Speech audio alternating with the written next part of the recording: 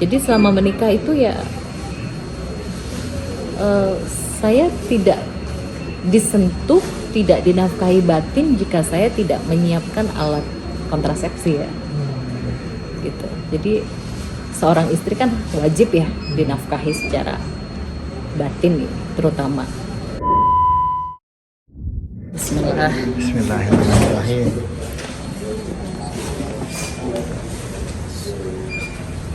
Ya. Mungkin dari awal dengan perkenalan dengan sang suami ini seperti apa sih Mbak, bisa sampai mengalami KDRT Mbak? Jadi gini ya, terkait dengan adanya unsur tindakan KDRT, pidana, pasal berapa, pelanggaran hukum apa, itu bukan wilayah saya untuk menjelaskan. Sudah saya serahkan ke tim lawyer dan itu sudah biarkan nanti hukum yang berwenang yang akan menindaklanjuti dan yang menjawab pelanggaran hukum apa saja yang dilakukan. Di sini saya hanya akan menyampaikan sebagai seorang istri apa yang saya alami, sebagai perempuan apa yang saya alami. Semoga bisa menginspirasi, menjadi pelajaran, bisa diambil hikmahnya untuk banyak kaum perempuan di luar sana. Gitu. Kalau terkait dengan tindakan abusif secara psikis yang saya alami, intinya selama saya menikah kurang lebih 2 tahun ya, kurang lebih 2 tahun. Sebenarnya ini sudah memasuki tahun ketiga ya, karena saya menikah tahun 2021 sampai sekarang 2023. Gitu. Intinya di situ ada penelantaran ya. Jadi sebagai istri saya ditelantarkan,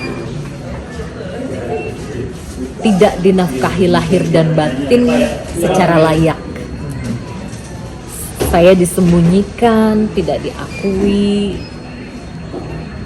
Ya, itu kan menyakitkan ya, dan itu hantaman mental yang luar biasa buat saya. Disembunyikan, tidak diakui, saya kan jadi dapat hujatan fitnah. Ya, saya ini mohon maaf, saya bukan zina, saya bukan kumpul kebo, saya ini menikah secara sah dalam agama, dihalalkan atas nama Allah dengan para saksi habaib dan dari keluarga saya, dengan para saksi yang sah dalam hukum Islam begitu. Intinya itu. Kemudian yang paling menyakitkan bagi saya itu adalah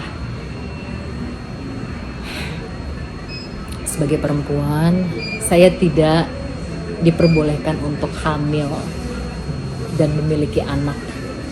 Saya tidak tahu ya apakah itu termasuk kekerasan seksual atau tidak, itu biarkan nanti hukum yang menjawab, hukum yang berwenang yang akan menindaklanjuti. Jadi selama menikah itu ya saya tidak disentuh, tidak dinafkahi batin jika saya tidak menyiapkan alat kontrasepsi ya. Gitu. Jadi seorang istri kan wajib ya dinafkahi secara batin terutama. Tapi selama perjalanan menikah itu saya harus menyiapkan alat kontrasepsi dulu, diantaranya harus minum pil KB dulu ya, dipaksa minum pil KB dulu, terus pakai alat kontrasepsi dalam tanda kutip, mohon maaf ya, kondom ya, baru dia mau menyentuh saya. Itu kan secara mental sudah menghantam psikis saya. Apalagi saya disembunyikan, tidak diakui, saya dihujat di mana-mana, saya dibilang pezina, simpanan haram, segala macam. Padahal kan saya ini seorang istri, dinikahi secara sah, dihalalkan atas nama Allah. Ya mohon maaf, saya ini seorang istri yang punya hak untuk dinafkahi secara batin. Saya bukan pelayan atau budak pemuas nafsu sesaat terus ditinggalin gitu aja, ditemui sesuka hati, ditelantarkan. Itu udah kekerasan, bukan apa ya, itu tindakan abusif yang menghantam mental saya berkali-kali gitu. Ditambah lagi Dengan tidak adanya pengakuan, saya disembunyikan sebagai istri. Itu menghantam mental saya sekali. Mungkin hak-hak sebagai istri itu tidak terpenuhi ya Mbak, artinya sebagai istri tidak dipenuhi sang suami. Iya, ya itu tadi.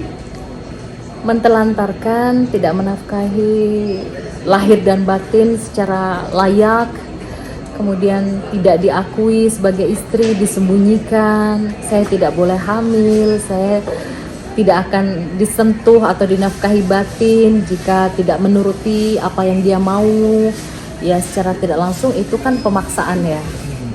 Saya tidak tahu apakah itu masuk dalam unsur kekerasan seksual. Itu silahkan nanti ditanya pada Komnas Perlindungan Perempuan dan juga pihak berwenang.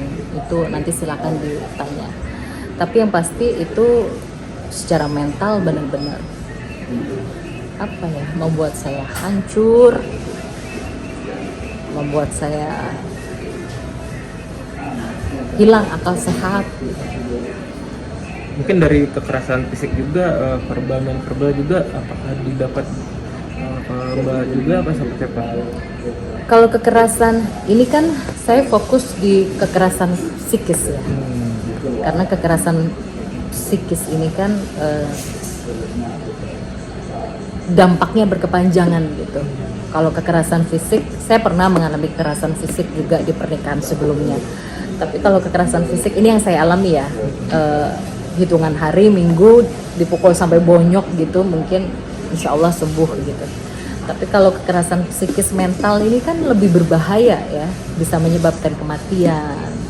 Dan ini sudah saya alami gitu, saya sudah sempat berkali-kali mencoba untuk mengakhiri hidup, sampai mencukur habis rambut saya. Itu dalam waktu itu saya dipaksa, dijemput paksa oleh Yayasan Kejiwaan agar saya menjalani perawatan secara medis ya. Itu saya nggak berani ketemu orang, saya nggak makan berhari-hari. Udah saya kayak ngerasa I'm nothing gitu, saya merasa nggak berharga gitu. Saya merasa seperti diperlakukan seperti pelayan, budak gitu, bukan seorang istri yang sebagaimana dilindungi dalam hukum agama Islam, dalam hukum negara. Seorang istri itu kan dilindungi gitu ya. Tapi itu tidak saya dapatkan gitu. Dan alhamdulillah sekarang saya berani bersuara karena kondisi saya sudah agak sedikit pulih ya. Tapi saya masih menjalani perawatan jalan ya, perawatan jalan, perawatan terapi ke psikolog, ke psikiater, karena saya harus kuat ya. Saya seorang single mom, saya single parent, saya mau tidak mau harus bangkit begitu, karena saya punya anak yang membutuhkan saya, jadi saya harus bangkit. Dalam kurun waktu 2 tahun ini saya babak belur secara psikis ya, secara mental saya mengalami tekanan batin yang luar biasa sampai saya udah nggak mau hidup lagi. Saya pengen mati. Nauzubillah min dzalik, jangan ditiru ya. Saya pengen mati, saya udah nggak punya harapan hidup lagi. Saya sudah merasa sudah ditindas harkat martabat marwah saya sebagai perempuan. Tapi saya sebagai seorang manusia, ya alhamdulillah, saya mencoba untuk selalu mendekatkan diri kepada Allah. Saya terus perbanyak membaca ayat suci Al-Quran, sholat, sehingga ya alhamdulillah Allah beri kekuatan saya untuk bisa berbicara seperti ini. Sebelumnya saya nggak bisa ngomong kayak gini, saya ketemu orang aja saya takut. Saya tuh biasanya di pojokan, itu saksinya anak saya tuh biasanya di pojokan nangis dari pagi sampai malam tuh nggak berhenti. Saya bingung cari pisau. Saya udah capek. Saya udah capek. Tapi saya harus bangkit. Saya berobat tuh udah habis-habisan materi, habis-habisan waktu, energi. Dalam sebulan tuh saya bisa habis puluhan juta. Dan Masya Allah, Allah beri rezeki yang tidak dari arah yang tidak disangka-sangka gitu. Wa may yattaqillaha yaj'al lahu makhraja wa yarzuqhu min haitsu la yahtasib. Barang siapa yang bertakwa kepada Allah, maka Allah akan berikan jalan pintu keluar dari arah yang tidak disangka-sangka. Itulah kenapa sekarang saya diberikan kekuatan oleh Allah untuk bersuara gitu. Tujuan saya hanya ingin mencari keadilan, ya, menjaga marwah martabat saya sebagai seorang perempuan, dan juga marwah martabat orang tua dan keluarga saya juga, ya, karena yang ditindas di sini bukan cuma saya, tapi harkat martabat orang tua saya, ibu saya, bapak saya juga. Kalau sekarang udah cerai atau seperti apa sih Mbak? Dengan suami sudah cerai atau seperti apa? Sampai sekarang intinya saya belum diceraikan dengan baik-baik, dengan cara yang bermoral dan beradab sebagaimana hukum Islam mengatur, sebagaimana Rasulullah mensyariatkan bagaimana menceraikan istri yang baik dan beradab. Beliau ini kan seorang pendakwah, seorang penceramah, pemimpin pondok pesantren. Jadi tolonglah, sudah cukup korbannya, sudah terlalu banyak korbannya, sudah cukup berhenti di saya. Mungkin beliau ini kan pemuka agama Habas juga, mungkin seharusnya paham dengan memperlakukan suami atau Memperlakukan istri. dia memperlakukan istri dengan baik. Mungkin seperti apa sih Mbak? Kecewa juga nggak sih Mbak dengan suami? Ya begini, saya menikah dengan beliau itu saya cuma dikasih mahar 100.000, bayangkan. Saya menikah dengan beliau itu saya cuma dikasih mahar 100.000, dan beliau sampai hati merampas semua hak-hak saya sebagai istri, dan sampai saat ini saya ditelantarkan, saya belum diceraikan dengan cara yang baik, beradab dan bermoral gitu. Saya dulu menikah dengan beliau sampai saya mau berbagi ranjang dengan wanita lain, itu tidak mudah ya. Saya dipoligami, saya coba sabar, ikhlas, walaupun tidak adil ya perlakuannya, pembagian waktunya, nafkah lahir batinnya, tapi saya coba selalu sabar. Niat saya menikah dengan beliau ini kan sebagai perempuan, apalagi saya baru hijrah ya, dulu kan belum berhijab, sekarang sudah berhijab. Saya ingin dibimbing, saya ingin dilindungi, saya ingin menjadi manusia atau wanita yang jauh lebih baik gitu. Apalagi beliau juga seorang penceramah, pendakwah, dan Masya Allah ya. Ya saya nggak habis pikir begitu. Kalau saya sih berhusnuzon aja ya dulu. Kita juga dulu menikahnya tuh ta'aruf ya. Cuma ketemu 2 kali lalu menikah. Nggak ada yang pacaran lama. Saya kenal beliau juga baru.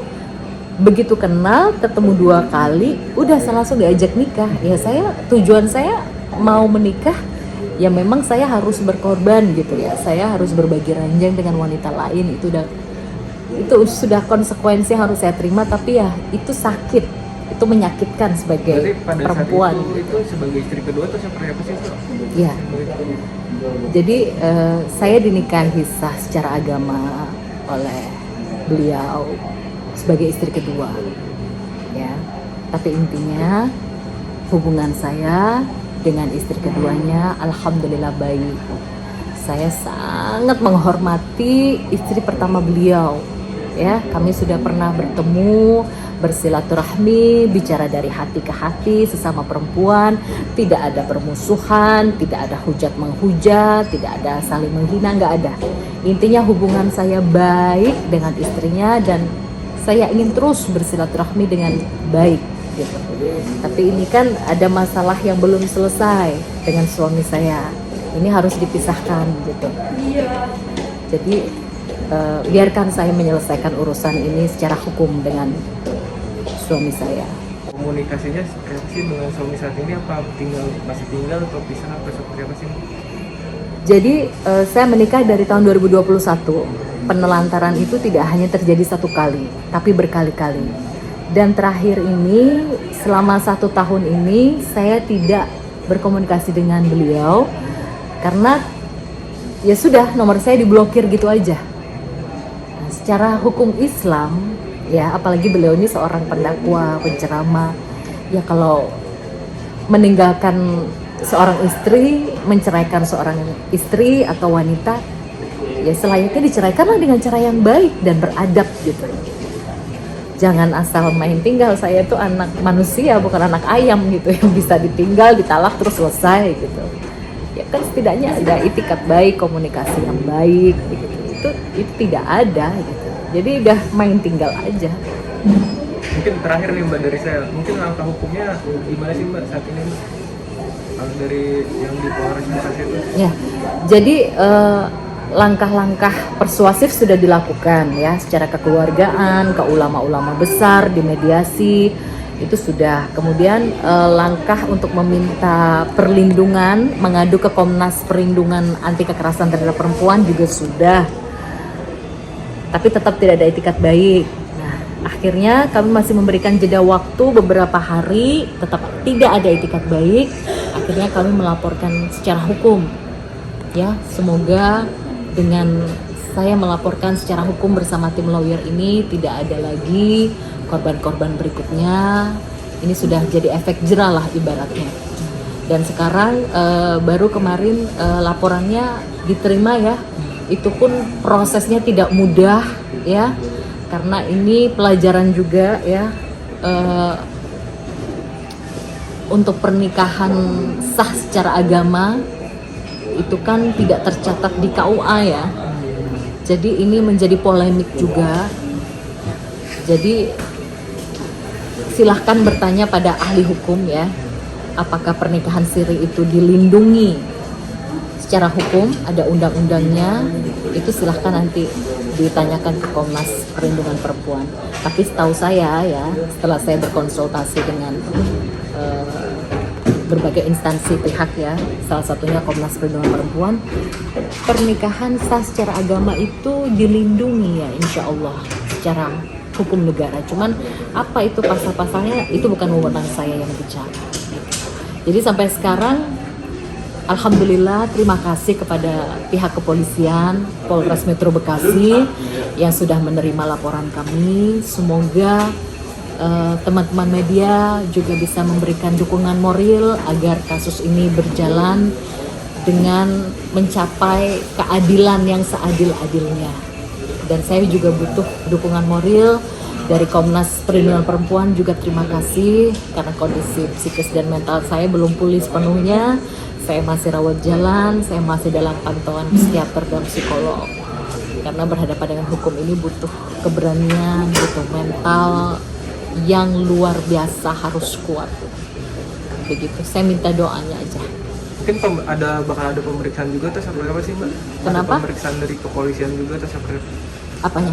Mbaknya udah dipanggil untuk pemeriksaan belum sih Mbak? Nah ini kan baru pelaporan ya. Pelaporan diterima ini kan juga prosesnya nggak mudah.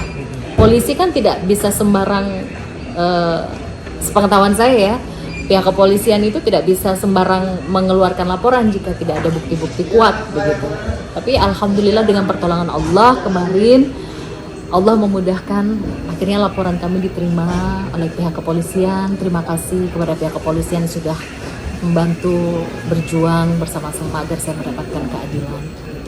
Dan untuk proses-proses berikutnya ke tahap penyelidikan dan penyidikan itu nanti ya silahkan nanti ditanyakan langsung saja ke Polres Metro Bekasi untuk perkembangan kasusnya.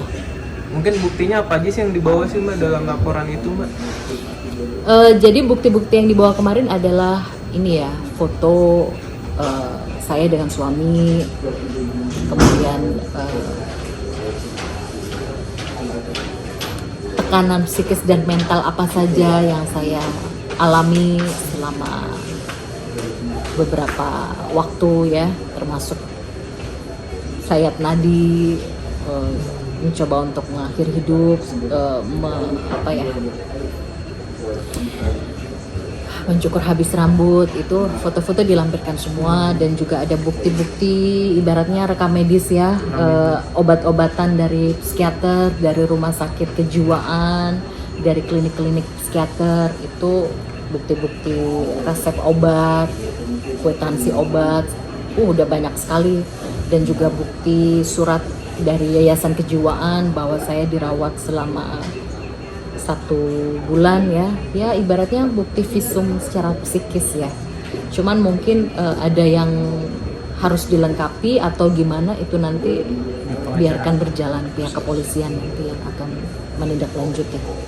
Oke, ada lagi?